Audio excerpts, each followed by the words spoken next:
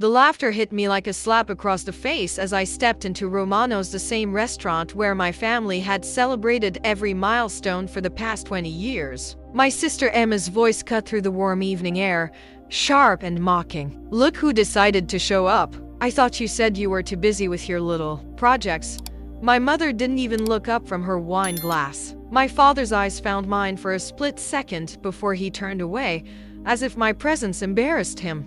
The entire table, my parents, Emma, my brother Marcus, even my teenage nephew, fell into that familiar rhythm of exclusion I'd known since childhood. The empty chair at the end of the table wasn't meant for me. It never was. "Sarah, darling," my mother finally said, her voice dripping with false sweetness, "we weren't expecting you. Emma said you were." Indisposed, I stood there in my simple black dress, feeling every stare, every whispered comment. Emma had orchestrated this perfectly. Another family dinner where I'd be the outsider, the disappointment, the one who never quite belonged. My hands trembled slightly as I clutched my purse, fighting the urge to turn around and leave. That's when I heard the footsteps behind me. "Welcome back, owner." The words came from Antonio, the head waiter who'd served our family for over a decade. His voice was warm, respectful, and loud enough for everyone to hear. The laughter died instantly. My mother's wine glass froze halfway to her lips. Emma's smug expression cracked like porcelain. I turned to Antonio and smiled, the first genuine smile I'd worn in months. "Thank you, Antonio. It's good to be back." The silence that followed was deafening. I could feel my family's confusion radiating across the room like heat from a fire. My father's fork clattered against his plate. Marcus actually choked on his water. "Owner," Emma's voice was barely a whisper.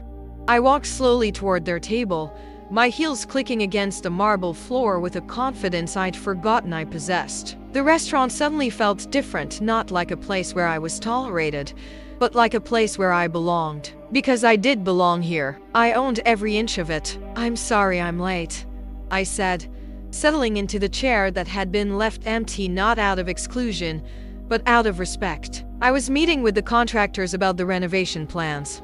My mother's face had gone completely white. "Sarah, what are you talking about?" I looked around the table at these people who'd spent 32 years making me feel small, unwanted, like a mistake they couldn't quite erase. They'd laughed at my business degree, mocked my investments, dismissed my success as luck or a charity from others. They'd never asked about my life, never celebrated my achievements, never once considered that the quiet daughter they ignored might have been building something extraordinary. "I bought Romano 6 months ago," I said simply. "Along with the entire block, actually. The previous owner was retiring, and I made him an offer he couldn't refuse." Emma's mouth opened and closed like a fish gasping for air. That's impossible. You don't have that kind of money." I smiled again, remembering all the times she'd called me a dreamer, a failure, someone who'd never amount to anything. "You're right. I don't have that kind of money. I have significantly more." The weight of their stares pressed down on me. But for the first time in my life, it didn't feel crushing. It felt liberating. I thought about the portfolio I'd built in silence, the investments they'd never known about, the company I'd sold last year for more money than they'd see in several lifetimes. While they'd been busy excluding me from their lives, I'd been busy building my own. My father cleared his throat, his voice uncertain. "Sarah, we had no idea you were doing so well." "You never asked," I replied, my voice steady and calm. "In 32 years, you never once asked what I was working on, what I was building, what I dreamed about. You were all too busy laughing." The restaurant hummed with quiet conversation from other diners, but our table remained frozen in silence. I could see the wheels turning in their minds, recalculating everything they thought they knew about me. The disappointment, the failure, the daughter who never quite measured up. Antonio appeared at my shoulder with a bottle of their finest wine that cost more per glass than most people spent on dinner. "Shall I bring your usual table, Miss Chen? The one by the window?" "Actually," I said, looking directly at Emma, "I think we'll stay here tonight. Family dinner, after all." As Antonio poured the wine, I noticed my family's eyes following his every movement with new understanding. This wasn't just dinner anymore. This was my restaurant, my staff, my world, and they were guests in it. The laughter had stopped completely now, replaced by something I'd never seen in their faces before. Respect tinged with fear. They were beginning to understand that the daughter they'd dismissed, the sister they'd mocked, the woman they'd never bothered to know, held more power than they'd ever imagined. And this was only the beginning. The wine tasted different when you owned the vineyard it came from.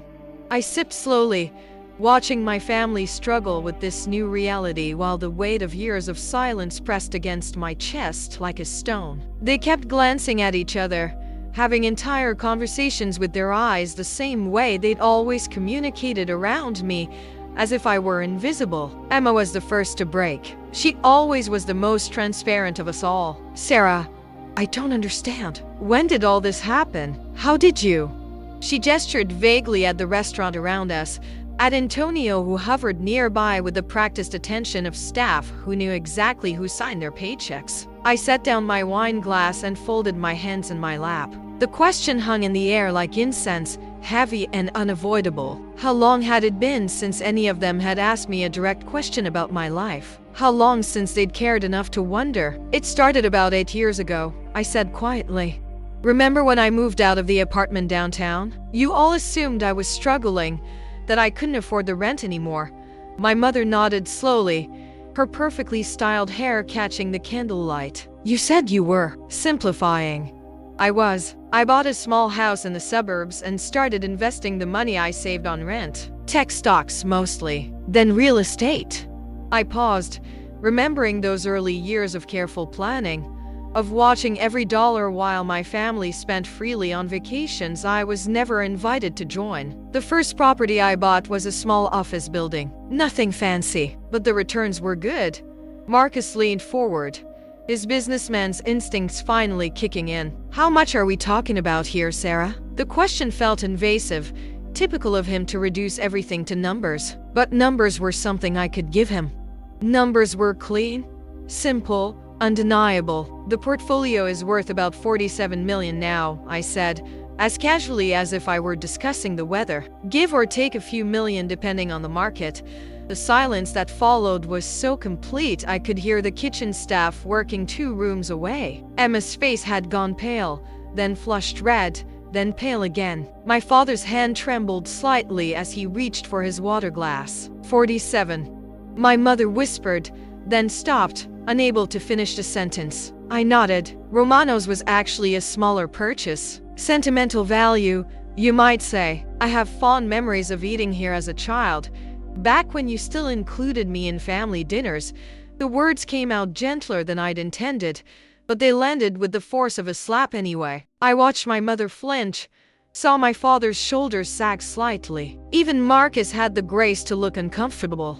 "Sarah," my father began, his voice rough with something that might have been regret. "We never meant to exclude me," I finished. "Make me feel unwanted? Treat me like an embarrassment to the family name?" He opened his mouth to protest, but no words came. What could he say? We all knew the truth. They'd been excluding me for so long it had become as natural as breathing. I thought about last Christmas, when they'd had their celebration 3 days early and told me afterward.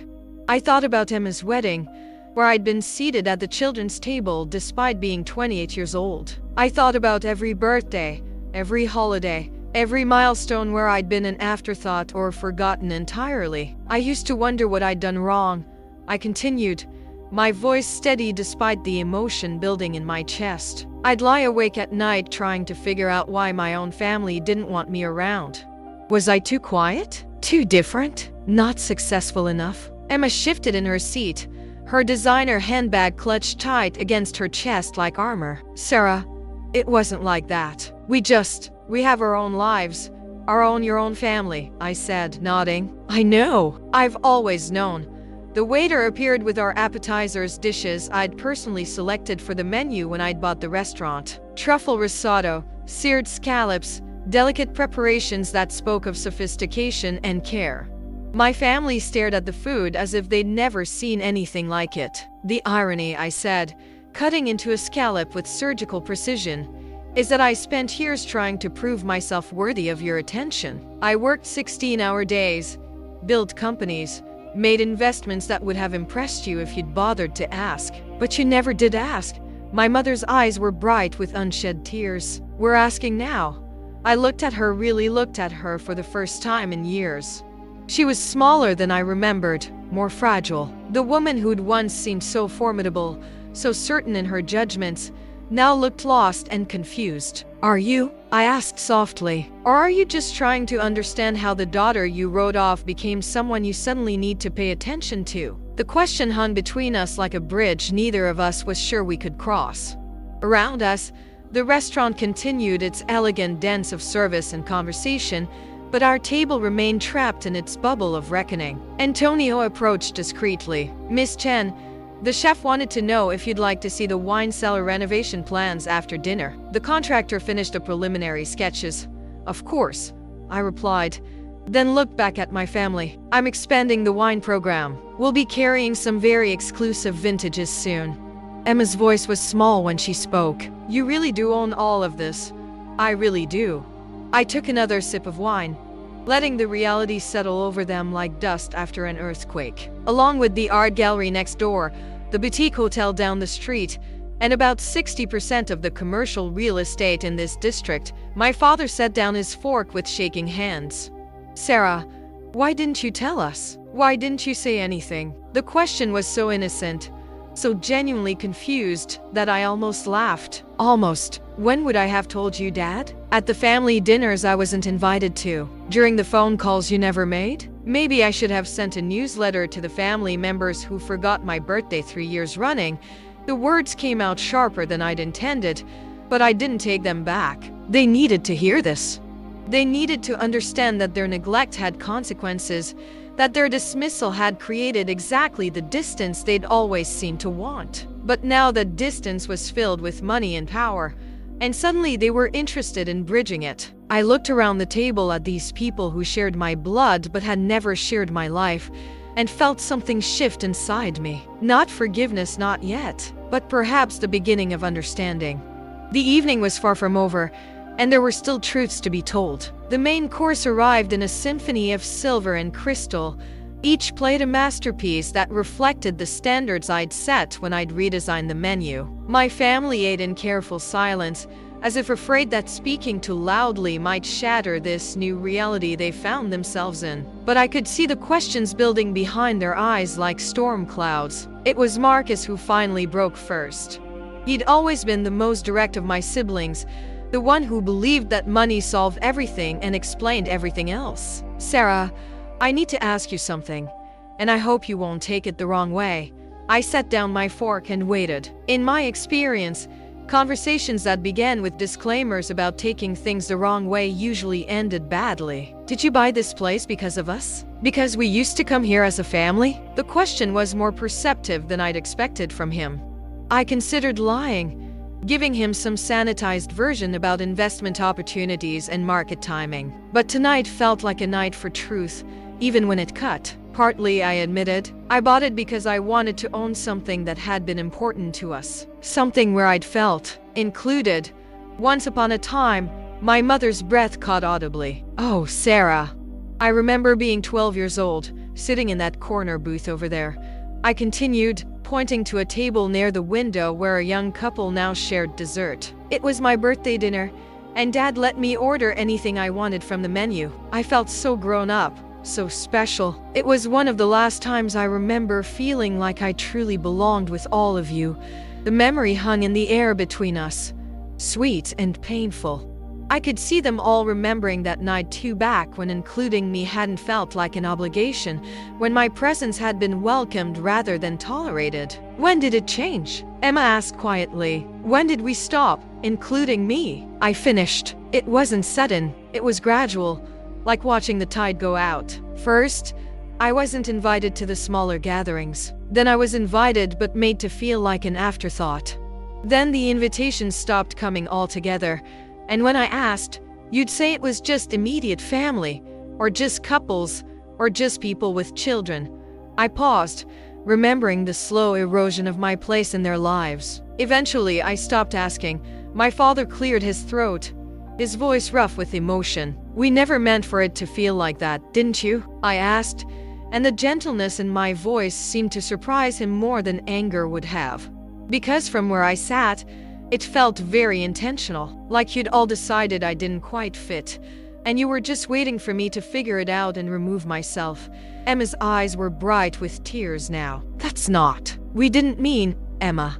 Do you know what I do for work? I asked suddenly. She blinked, caught off guard by the change of direction. You work in finance, don't you? I own 3 companies, I said simply. One develops sustainable technology for urban farming.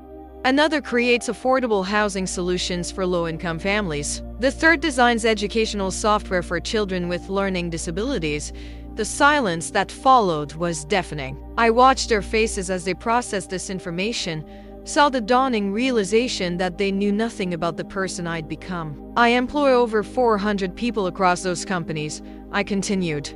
I've been featured in Forbes twice, won a humanitarian award from the United Nations, and last year I endowed a scholarship program that sends 50 underprivileged kids to college annually. Marcus stared at me as if I were speaking a foreign language. Sarah, how did we not know any of this? Because you never asked, I said, and the simplicity of it seemed to hit them like a physical blow. In 8 years of building this life, not one of you ever asked what I was working on, what mattered to me, what I was trying to accomplish.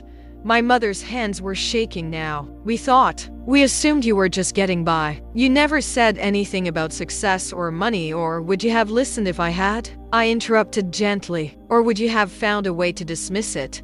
The way you dismissed everything else about me. The question hung in the air like smoke, acrid and unavoidable. I could see them searching their memories, looking for evidence to contradict what I was saying. But we all knew they wouldn't find any. Antonio appeared at my elbow with practiced discretion. Miss Chen, there's a call for you. Something about the Shanghai acquisition. Take a message, please, I said without looking away from my family. Tell them I'll call back in an hour. Shanghai, my father repeated weakly. I'm expanding internationally, I explained. Opening a branch of the sustainable technology company in China. The housing solutions company is already operating in 12 countries. Emma put down her fork with trembling hands. Sarah, we had no idea you were successful, I supplied. Important? Worth knowing? She flinched as if I'd struck her. That's not what I meant, isn't it? I asked. Because that's what this feels like. You're all suddenly very interested in me now that you know I have money and influence. But where was this interest when I was just Sarah, your sister and daughter, trying to build something meaningful with her life? The weight of years of accumulated hurt pressed against my chest, but I kept my voice steady. I'd learned long ago that quiet words often carried more power than shouted ones. I used to imagine what it would be like, I said softly, if you ever really saw me, if you ever asked about my dreams, my fears, my hopes for the future. I used to practice conversations in my head, the things I'd tell you if you cared enough to listen. My mother reached across the table, her fingers barely brushing mine before I pulled my hand back. The gesture was gentle but firm. I'm listening now, she whispered. I looked at her, this woman who'd given me life but had never seemed particularly interested in the life she'd given me. Are you? Or are you just afraid of what it means that your throwaway daughter turned out to be someone you can't afford to throw away? The words hung between us like a challenge, and I could see her struggling with the truth of them. Around us, the restaurant continued its elegant evening rhythm, but our table remained frozen in this moment of reckoning. The real question wasn't whether they were listening now. The real question was whether it was too late for their attention to matter. The dessert course arrived like a peace offering, delicate chocolate soufflés that rose from their ramekins like small miracles. I watched my family's faces in the candlelight, seeing decades of assumptions crumble in real time. The silence had stretched so long it had become its own conversation. My mother was the first to try again, her voice barely above a whisper. Sarah, what can we do? How do we fix this? I looked at her for a long moment. This woman who'd shaped my earliest understanding of love and belonging. Her question was genuine. I could see that, but it carried the weight of 32 years of indifference. I don't know if you can, I said honestly. I don't know if I want you to. The words hit the table like stones thrown into still water. creating ripples of shock that spread across their faces. Emma actually gasped, a small sound that might have been a sob. "You don't mean that," my father said, but his voice lacked conviction. "Don't I?" I asked, taking a small bite of the soufflé. It was perfect. Of course, everything in my restaurant was perfect because I demanded nothing less. For 8 years, I've built a life without you. A good life. A meaningful life. I have friends who know my birthday, colleagues who celebrate my successes, employees who depend on me and respect what I've built. I paused, letting that sink in. I have a chosen family now, people who see me and value me for who I am, not who they think I should be. Why would I want to go back to feeling invisible? Marcus leaned forward, his businessman's mind clearly working. "But we're your real family. Blood matters, Sarah. History matters. Does it?" I asked. "Because our history is one of exclusion and dismissal. Our blood connection didn't stop you from treating me like a stranger at my own family gatherings." I thought about the years I'd spent wondering what was wrong with me, why I couldn't seem to earn their love or even their basic interest. I thought about the therapy sessions where I'd tried to understand why I felt so fundamentally unworthy of attention. I used to think there was something broken in me. I continued, my voice steady despite the emotion building in my chest. Some fundamental flaw that made me unlovable to the people who were supposed to love me most. It took me years to understand that the flaw wasn't in me. Emma's tears were falling freely now, mascara creating dark tracks down her cheeks. "Sarah, please. We made mistakes. Terrible mistakes. But we're family. That has to count for something. Family." I repeated, tasting the word like wine. "Do you know what I was doing last Christmas, when you had your celebration without me?" They shook their heads, looking like children caught in a lie. "I was at a homeless shelter, serving dinner to families who had nowhere else to go. And do you know what struck me most about that evening? How grateful they were for the smallest kindnesses. How they saw each other. Really saw each other. Even in their darkest moments." I set down my spoon and looked around the table at these people who shared my DNA but had never shared my struggles or triumphs. Those strangers showed me more genuine warmth in one evening than I'd felt from my own family in years. They didn't care about my bank account or my business success. They cared that I was there, that I was present and willing to see them as human beings worthy of dignity. My father's face had gone ashen. "Sarah, we never meant to make you feel unwanted," I finished. "Invisible, like a burden to be managed rather than a person to be loved." He nodded miserably, unable to meet my eyes. "But you did," I said simply. "And the question isn't whether you meant to. The question is whether you're capable of seeing me differently now, or whether you're just interested in me because I've become someone you think you should pay attention to." The restaurant around us hummed with quiet conversation and clinking silverware, but our table remained trapped in its bubble of painful honesty. I could see other diners glancing our way occasionally, probably wondering why one table seemed so heavy with emotion while the rest of the room sparkled with evening pleasure. Antonio approached discreetly. "Miss Chen, the chef would like to send out a special dessert wine, if you're interested. Something from your private collection. That would be lovely." "Thank you," I replied, then looked back at my family. I have a private wine collection now, bottles worth more than most people's cars. It's amazing how much you can accomplish when you're not spending all your energy trying to earn love from people who've already decided you're not worth it. My mother made a small, broken sound. "We love you, Sarah. We've always loved you." "Have you?" I asked, and the gentleness in my voice seemed to cut deeper than anger would have. "Because love isn't just a feeling, Mom. It's a choice. It's showing up. It's paying attention. It's making space for someone in your life and your heart." I paused, remembering all the times I'd made excuses for their behavior, all the ways I'd tried to convince myself that their indifference was just their way of showing love. "You may have felt love for me," I continued, "but you never chose to show it in ways I could recognize. And after a while, unfelt love becomes indistinguishable from no love at all." The wine arrived, a vintage port that had been aging longer than some of my employees had been alive. The sommelier poured it with the reverence it deserved, the deep red liquid catching the light like liquid garnets. I raised my glass slightly, Not quite a toast, but not quite a dismissal either. "So here we are," I said. "You know who I really am now. You know what I've accomplished, what I'm worth, what I'm capable of. The question is, what do you want to do with that information?" The silence that followed was pregnant with possibility and fear. I could see them all struggling with the weight of their own recognition, the terrible understanding that they'd discarded something precious without ever bothering to examine what they were throwing away. But recognition was just the beginning. The real test would be what came next. The port wine sat untouched in their glasses, dark as old secrets. I sipped mine slowly, watching my family grapple with truths they'd spent years avoiding. The restaurant had grown quieter as the evening progressed, other diners finishing their meals and drifting away into the night, leaving us in our bubble of reckoning. It was Emma who finally spoke, her voice raw with tears she'd been holding back. "I remember when you graduated from business school. You called me, so excited about this job offer you'd gotten. And I cut you off because I was planning my engagement party." The memory hit me like a physical blow. I'd forgotten about that call, or maybe I'd forced myself to forget. I'd been 24, fresh out of Harvard with my MBA, and I'd wanted to share my joy with someone who mattered to me. "You said you'd call me back," I said quietly. "You never did." "I know." Her voice broke completely. "I know. And I'm so sorry. I was so wrapped up in my own life, my own excitement, that I didn't see me." I finished. "You couldn't see me."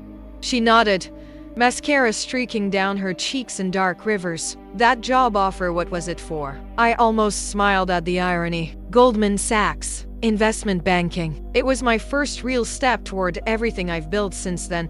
My father's head snapped up. "Goldman Sachs wanted you?" "They recruited me," I said simply. "Top 5% of my class, summa cum laude, editor of the Business Review." "But you wouldn't know that, would you? Because none of you came to my graduation." The silence that followed was deafening. I watched them remember that day, or rather, remember not being there. I'd sat in that auditorium surrounded by families celebrating their children's achievements, and I'd saved an entire row of seats that remained empty. "We thought," my mother began, then stopped, realizing how hollow any excuse would sound. "You thought what?" I asked, my voice still gentle but relentless. "That it didn't matter? That I wouldn't notice? That I'd understand why my own family couldn't be bothered to show up for one of the most important days of my life?" Marcus shifted uncomfortably in his seat. "Sarah, we were going through some things then. Emma's engagement. Dad's surgery." "Dad's surgery?" I looked at my father in confusion. "What surgery?" The look that passed between them was like watching a secret die in real time. My father's face went pale, then red, then pale again. It was minor," he stammered. "Just a small procedure, nothing serious." "When?" I asked, though I was beginning to understand. 2 weeks after your graduation," my mother whispered. The truth hit me like cold water. They hadn't missed my graduation because of an emergency. They'd simply chosen not to come, then used my father's minor surgery as retroactive justification for their absence. "So you could have been there," I said, and it wasn't a question. "Sarah," my father began, "you could have been there, but you chose not to be, and then you lied about why."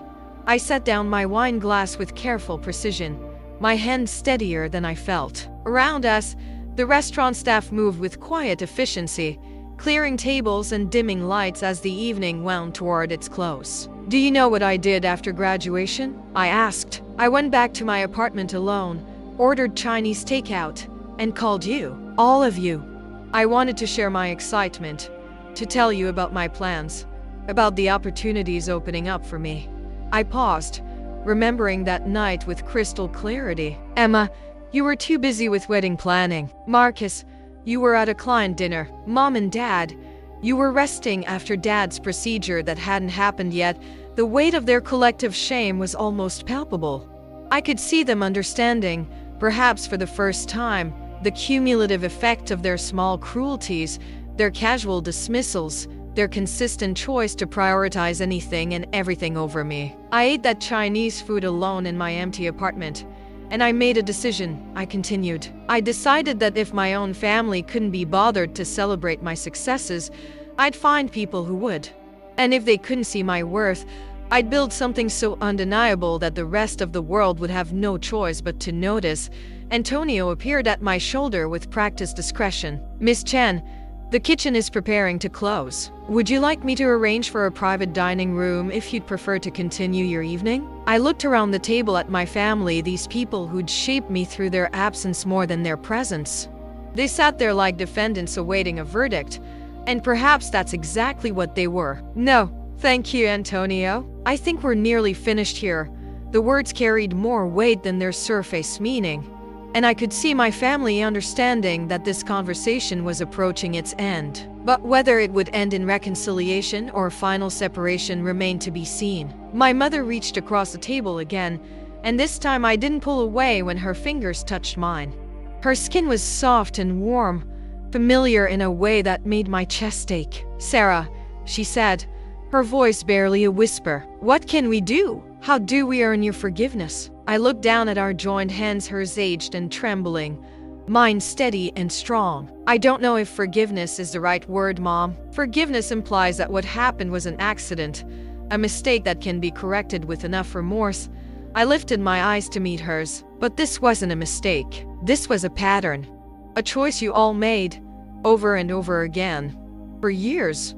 "Then what?" Emma asked desperately. "What do you want from us?" I considered the question seriously, turning it over in my mind like a stone in my hand. What did I want from them? What could they possibly give me now that would matter? "I want you to understand," I said finally. "I want you to truly comprehend what you threw away, what you lost through your own indifference. I want you to sit with that knowledge and let it change you." I squeezed my mother's hand gently, then released it. "And then I want you to do better. Not for me, it may be too late for me, but for each other. For the people in your lives who matter. For the children who are watching and learning from your example." The restaurant around us had grown quiet. Most of the other diners gone, the staff moving like shadows in the dimmed light. We sat in our circle of candlelight and revelation, 5 people bound by blood and separated by years of accumulated hurt. "Is it too late?" my father asked, his voice small and uncertain. "For us, I mean. For our family." I looked at him, this man who'd given me his name and his DNA but had never given me his attention, and felt something shift inside my chest. Not forgiveness, not yet, but perhaps the beginning of possibility. "I don't know," I said honestly, "but I know this. If you want a relationship with me now, it has to be real. It has to be based on who I actually am, not who you think I should be or who you need me to be for your own comfort." I stood slowly, my chair scraping against the marble floor with finality. "Thank you for dinner." The meal was excellent as always. They looked up at me with faces full of hope and fear, waiting for some sign of what came next. But I wasn't ready to give them that certainty. Some things had to be earned, and forgiveness, if it came at all, would be one of them. "Antonio will take care of the bill," I said, then paused at my mother's shoulder. "Mom, you have my number. You've always had my number. The question is whether you'll use it." I walked toward the exit with measured steps, feeling their eyes on my back like weight. At the door, I turned back one last time. "Oh, and Emma, next time you plan a family dinner, you might want to check who owns the restaurant first." The night air hit my face like a blessing as I stepped outside, cool and clean and full of possibility. Behind me, through the window, I could see my family still sitting at the table, frozen in the aftermath of truth. For the first time in years, I felt completely, utterly free. The city streets stretched before me like rivers of light, and I walked slowly through the evening air, letting the weight of the dinner settle into my bones. My heels clicked against the sidewalk in a steady rhythm that matched my heartbeat, calm, measured, certain. Behind me, Romano's glowed like a jewel in the darkness, and I knew my family was still sitting at that table, trying to piece together the wreckage of their assumptions. My phone buzzed against my purse. A text from Emma. "Sarah, please don't leave like this. We need to talk." I looked at the message for a long moment, then slipped the phone back into my purse without responding. Some conversations couldn't be rushed, and some wounds needed air before they could heal. The walk to my penthouse was only 6 blocks, but I took the long way, needing time to process what had just happened. For 8 years, I'd imagined this moment, the revelation, the recognition, the look in their eyes when they finally understood who I'd become. But the reality was more complex than my fantasies had ever been. I'd expected to feel triumphant. Instead, I felt hollow, like a bell that had been rung too hard and was still vibrating with the echo. The doorman at my building nodded respectfully as I approached. "Good evening, Miss Chan. How was dinner?" "Illuminating, James. Thank you." He smiled, not pressing for details. James had worked the night shift for 3 years, and he'd learned to read my moods with the precision of a meteorologist reading storm patterns. Tonight, he simply held the door and wished me a peaceful evening. The elevator rose silently to the 42nd floor, carrying me away from the street-level drama and toward the sanctuary I'd built for myself. The doors opened directly into my foyer, where floor-to-ceiling windows offered a panoramic view of the city I'd conquered one investment at a time. I kicked off my heels and walked barefoot across the marble floor to the window wall, pressing my palm against the cool glass. Below me, the city sparkled like scattered diamonds, each light representing a life, a dream, a story in progress. Somewhere down there, my family was probably still sitting in my restaurant, trying to understand how the daughter they'd dismissed had become the woman who owned the building they were sitting in. My reflection stared back at me from the window, a successful woman in an expensive dress, standing alone in a penthouse that cost more than most people's houses. I'd achieved everything I'd dreamed of and more. So why did I feel so empty? The answer came to me as I poured myself a glass of wine from a bottle that cost more than my family's monthly grocery budget. Success, I'd learned, was a poor substitute for belonging. Money could buy respect, influence, even fear, but it couldn't buy the unconditional love I'd craved as a child. My phone buzzed again. This time it was my mother. "Sweetheart, please call me. We love you. We want to make this right." I stared at the word sweetheart for a long time. When was the last time she'd called me that? When was the last time any of them had used an endearment when speaking to me? The word felt foreign, like a language I'd once known but had forgotten through disuse. I set the phone aside and walked to my study, where the walls were lined with awards, photographs from charity galas, framed articles about my companies. The evidence of my success surrounded me like armor, but tonight it felt more like a museum exhibit, impressive but cold. On my desk sat a photograph I rarely looked at anymore. My family at Christmas. 15 years ago. I was 17 in the picture, standing slightly apart from the group, smiling but somehow separate even then. Looking at it now, I could see the pattern that had been forming even then, the way they clustered together while I hovered at the edges, trying to find my place in a constellation that had no room for me. I picked up the photograph and studied their faces, looking for clues I'd missed at the time. Had they already decided I was different? Had they already begun the slow process of exclusion that would define the next decade and a half of our relationship? My phone rang, startling me from my reverie. The caller ID showed Marcus's name. I let it ring for times before answering. "Hello, Marcus. Sarah. Thank God. Listen, we're all still here at the restaurant, and we need to talk. Really talk. Can you come back?" I almost laughed. Even now, even after everything, they expected me to be the one to accommodate their schedule, their needs, their timeline. "No," I said simply. "But Sarah, Marcus, for 32 years, I've been the one making the effort. I've been the one calling, the one reaching out, the one trying to bridge the gap you all created. Tonight, for the first time, you know who I really am. If you want a relationship with me, you can be the ones to make the effort." I could hear voices in the background, Emma crying, my parents arguing in hushed tones. "Sarah, please. We're family, are we?" I asked. Because family shows up for each other. Family pays attention. Family doesn't spend 8 years ignoring someone's existence and then suddenly get interested when they find out that person is rich. It's not about the money, isn't it? I interrupted.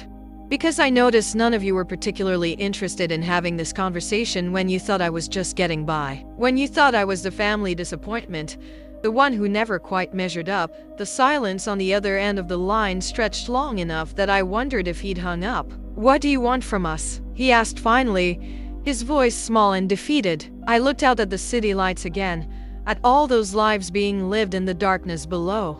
I want you to understand what you lost, I said quietly. I want you to sit with that knowledge and let it change you. And then I want you to prove that you've learned something. How?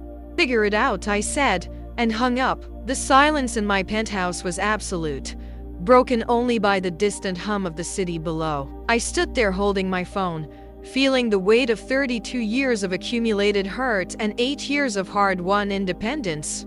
I'd spent so long imagining this moment, this reckoning, this revelation. But now that it had happened, I realized that revenge was a cold comfort. Showing them my success hadn't healed the wounds their neglect had created. It had only made them visible. The real question wasn't whether they deserved my forgiveness. The real question was whether I deserved to keep carrying their rejection like a stone in my chest. I walked to my bedroom and began to undress, hanging my expensive dress in a closet full of expensive clothes. In the mirror, I looked like exactly what I was. A successful woman who had everything she'd ever wanted except the one thing she'd wanted most. But perhaps that was changing. Perhaps tonight had been the beginning of something new. Not an ending but a transformation. Perhaps my family would learn to see me, and perhaps I would learn to let them. Or perhaps not. Perhaps some distances were too great to bridge, some hurts too deep to heal. Only time would tell which story we would write together. As I settled into bed, my phone buzzed one last time. A text from my father. "I'm proud of you, Sarah." I should have said that years ago. I stared at the message for a long time, feeling something crack open in my chest. Not forgiveness, not yet, but something softer than the anger I'd carried for so long. "Thank you," I typed back. "That means more than you know." It was a beginning. Small, fragile, uncertain, but a beginning nonetheless. Outside my window, the city continued its eternal dance of light and shadow, and somewhere in the distance, dawn was already beginning its slow approach.